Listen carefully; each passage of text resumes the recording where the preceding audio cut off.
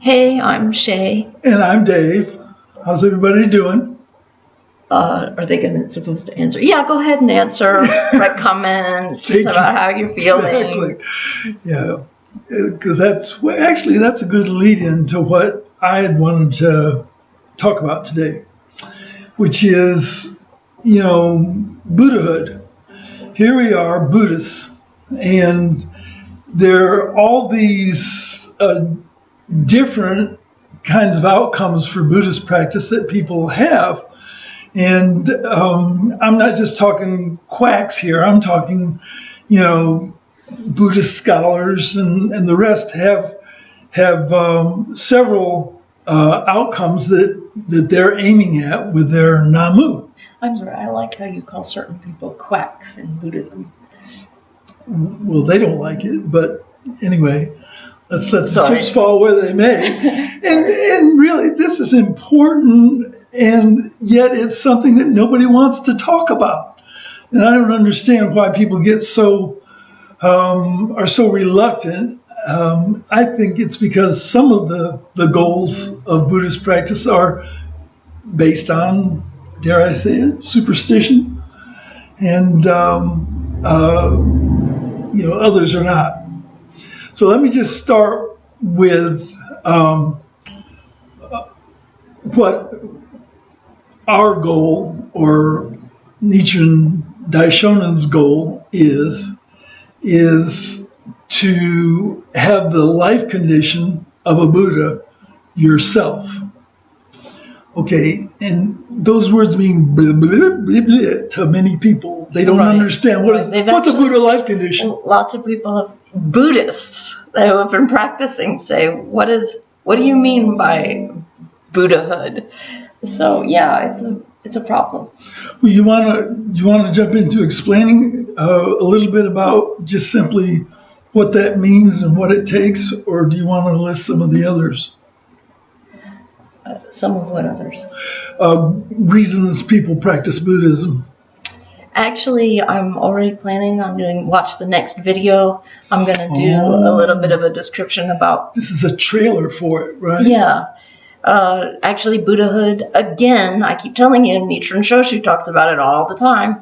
Again, at our meeting this morning, they talked about Buddhahood, and I wanted to convey that to our audience. But it's like it would take too long to do both, so yeah. Carry on. Okay, so one of the things that I'll call it a misconception, just because that's the way I am, is tranquility.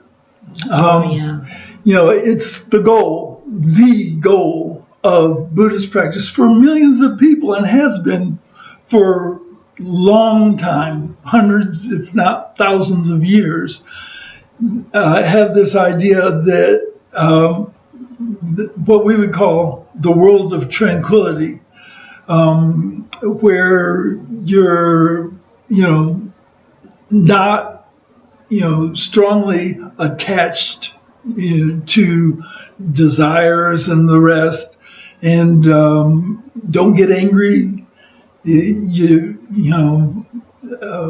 suppress all those negative aspects of your life to come up with a predominant, what I would call, life condition that looks calm and tranquil and peaceful and wonderful.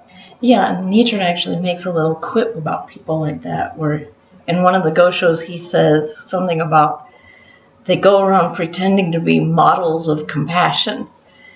But they're not really compassionate because, in my opinion, he doesn't talk about it any more than that. But people who are attached to tranquility and just insistent that they stay in tranquility and you stay in tranquility are never there when the time arises that they need to fight for something important. They're just like, oh, I'm going to stay out of the fray. They're always out of the fray. And then when something happens, people are drowning, kind of metaphorically. they're staying out of the fray. They're not helping the drowning people. They're like, well, I'm just going to sit here on the banks and be of the river and watch you drown, and I'll be all compassionate, and I'll think about you. I'll pray about you over here on the banks of the river. So I'm kind of really actually against tranquility. Yeah. Well, the thing of it is, too, in practice, what it means is there's a lot of people out there who do a lot of pretending. Yes. I think so. That's my take on it. Like he says, pretending to be a model of compassion. Right. Yeah. And pretending to be happy by putting on a smiley face when your life doesn't feel smiley at all. Right. Now, I'm not here to debate the relative merits of, trying real hard to be calm regardless of what's going on around you. And you mentioned the real problem is you don't get much accomplished in tranquility. It's lack of action for others. And compassion. It winds up being lack of compassion. Lack of action and compassion. It's like they think compassion means just thinking nice thoughts about someone, and that's the end of it. And avoiding any controversy. And the rest. Anyway, I'm sure over the course of our little chit-chat talks here, we're going to brush up against tranquility. The next most prevalent goal of practicing Buddhism that I see out there is prosperity Buddhism. And some organizations and some people, even some Buddhists who have come to practice Nichiren Buddhism, practice what I would term prosperity Buddhism. Did you want to give a quick what that means? Or did I get you? Well, I'm just going to say this because, there's the largest school of Nichiren Buddhism out there. Not to mention any names, but this is kind of their whole philosophy. And I just want to say they have some good arguments for prosperity Buddhism, but personally, my problem with it is the focus on, they've forgotten that the main purpose of Buddhism is to attain Buddhahood, and they have people zero in on prosperity, on getting things, on being successful, on being respected, and, rich, famous, whatever. And this is not the purpose of Buddhism. And if you have, a lot of times, you have to sacrifice stuff to be able to propel forward in your Buddhist practice. Sometimes, like Nichiren, he could have been a famous Tendai priest. He was actually incredibly intelligent. And he could have gone that direction and been maybe the head of a Tendai temple or something. But he sacrificed that. They actually offered him a temple if he would just shut up. He literally sacrificed fame and fortune and everything so that he could propagate correct Buddhism. So in the same sense, sometimes we do have to make some sacrifices, and that doesn't go along with prosperity. Right. It's kind of a conflict. Right. And I have a special kind of animosity towards it. Actually, it's a step down from practicing with the goal of tranquility to practice with what I would call hunger, world of hunger, which is prosperity Buddhism. It's so easy to get caught up in, I need more, I want more, wow, a Lamborghini or a person that you really desire or whatever. Anyway, I'm not saying deny, one of the 10 worlds in your needs, even needs. Your wants. Go for it. But why do you insist on focusing your Buddhist practice on that? I think there's much better ways to approach prosperity than that. And it's a step down, as I say, from the world of tranquility to the world of hunger. Oh my gosh. And we've already talked about, both of our disdain for tranquility because it basically you're wasting or spending all your time, trying really hard not to be upset. Yeah. And how does that work out? Yeah. I don't think people actually do it, but they pretend to do it very well. Exactly. Anyway, and so that's tranquility and prosperity. Try hanging your hat on that, and that's a big and. And then there's protection Buddhism. Okay, judgment would have me tread lightly on protection Buddhism. Yeah, we maybe shouldn't say too much about protection. What the heck? We're among friends, right? Oh. And enemies. You know that this is going out to the public, right? I did know that. I'm sorry. I'll apologize in advance. The views expressed on this show are David's and Shannon's.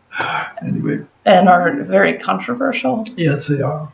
But protection Buddhism relies on the main focus being if you believe the right teaching and practice in the right way, the universe, the environment, everything will come to support you and your life when the going gets tough and when you're in danger or that kind of thing. Nichiren Daishonin famously made predictions about the Mongol invasion to 13th century Japan and wowed lots of people with his, protection Buddhist prognostications. So what do you think about prosperity Buddhism? Okay. Protection Buddhism. Protection Buddhism. Okay, so this is the reason this one is so much more controversial than the others is the others are actually against the Gosho to believe in them in the first place. But this one, actually, for non-Buddhists or new Buddhists that don't know this, this is actually in the Gosho. That it's something Nichiren talks about a lot, that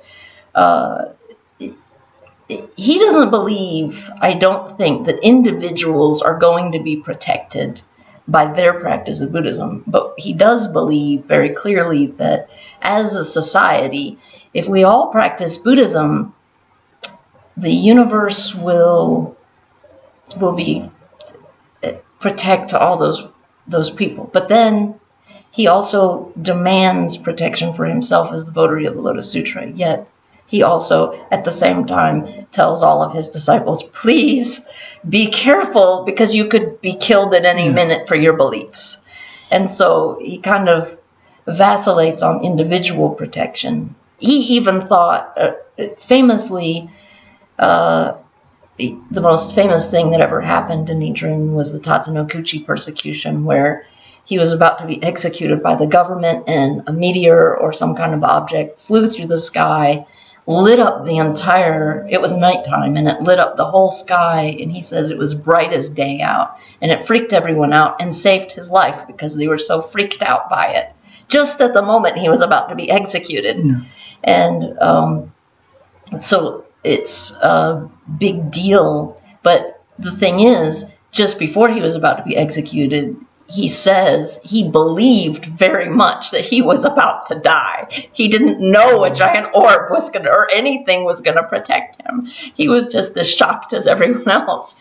So he kind of wavers on it, but definitely Nichiren Buddhists believe that protection Buddhism is a real thing because of these things. Well, and also in that vein, there's another writing by Nichiren Daishonin. I believe in English it's called Reply to Kyo, where Nichiren Daishonin famously wrote, this is to someone whose daughter Kyo was dying, and he said, chant with really courageous and firm faith. Nam-myoho-renge-kyo is like the roar of a lion. What sickness can therefore be an obstacle? Exactly. But then there's a line that follows that most people either don't know is there or ignore purposely. And that is where the Daishonin wrote, "My only concern is that Kyo may die young." You know, I had a son, Michael, who was born with a defect in his heart and was slated, by all reckoning, to die as a baby. And I was, of course, chanting protection, for him. And when I'd read the Go Show, I really liked the, Nam-myoho-renge-kyo is like the roar of a lion, what sickness can be an obstacle or whatever, until I got to that part about my only concern is that she may die young. So, I took that as, the real role of Buddhahood is to get the most significant practice or impact draw forth from your life, no matter how long or no matter how short it is, and be willing, as Nichiren Daishonin says in writing after writing, be willing to offer your very life for the sake of Buddhahood, which is in conflict with thoughts of, if I just have stronger belief in, and they use that as a synonym for faith in, then you will get protection. So I'm not going to go, like I said, we ought to tread a little lightly on this, but I think I'm correct in saying that is a problem goal for Buddhism. Well, it's a problem mainly because it's not, a scientifically minded person would question it. And it's hard to go out and propagate and say, well, you're going to get protected. Most people would probably agree, but the more skeptical people, you might lose them. So let's just jump right in the essence of, in an effort to make this palatably long, short. Well, can I just say something about, we haven't really talked about protection Buddhism. I just want to say, I just want to get through the issue is, let's say it's true, you really are protected, but the point is, just like with prosperity Buddhism, our focus, our goal is Buddhahood. So whether it's true or not is irrelevant. Buddhism, the practice of Buddhism definitely leads to Buddhahood.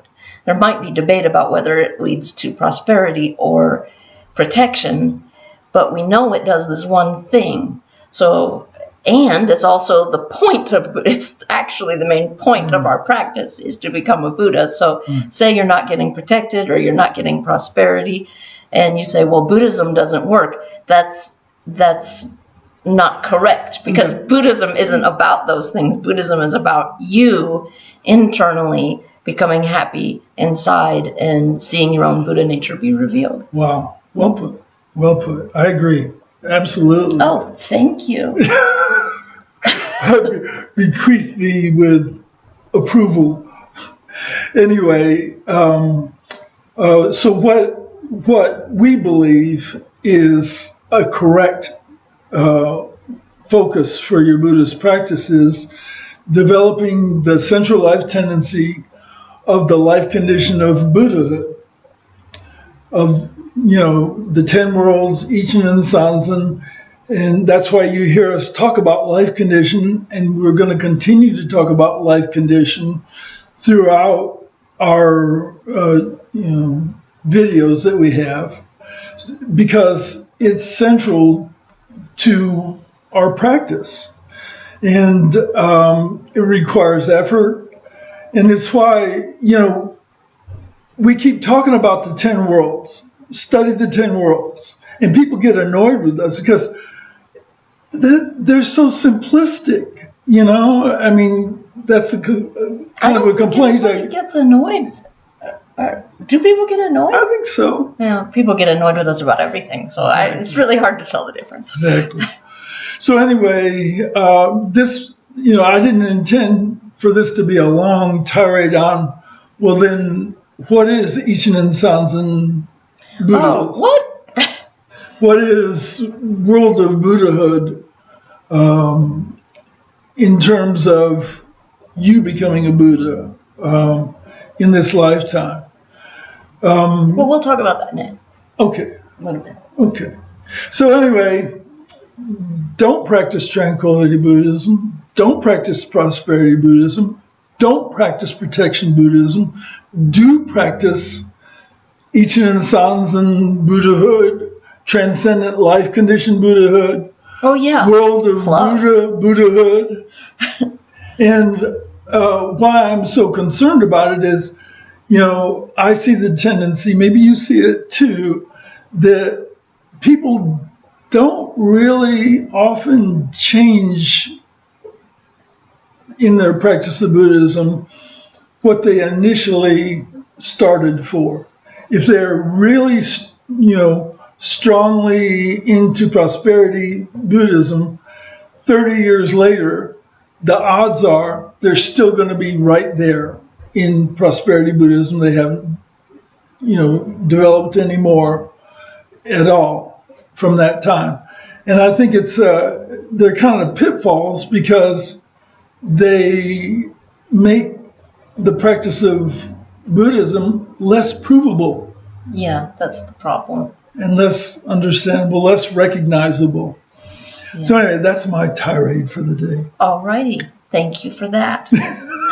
I'm sure everyone else thanks me for that too, right? Yeah, well, I'm sure they will. I mean, there will be millions of comments thanking us. Hey, put some comments below thanking us for this wonderful video. Please. Okay, thank you. Later. Let's see.